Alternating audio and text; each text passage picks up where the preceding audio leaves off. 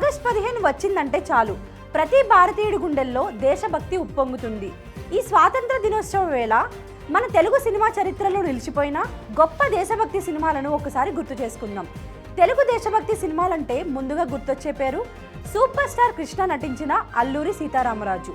ఈ సినిమా పేరు వినగానే తెలుగు వీర లేవరా పాట మనందరి నరాల్లో పూనకాలు తెప్పిస్తుంది.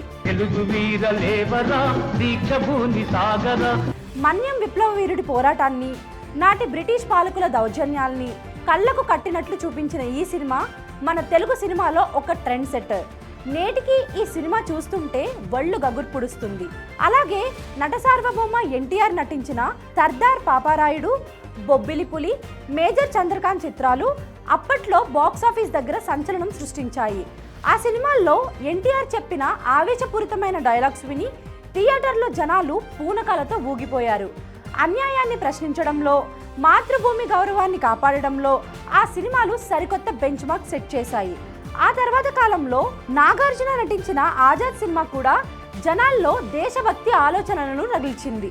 ముఖ్యంగా దేశభక్తి అనగానే మన కళ్ళ ముందే మెదిలే మరో అద్భుతమైన సినిమా ఖడ్గం.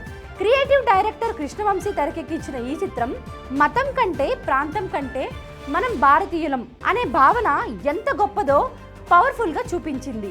ఇప్పటికీ ఈ సినిమా వస్తుందంటే టీవీలకు అతుక్కుపోయే ప్రేక్షకులు ఎందరో ఉన్నారు.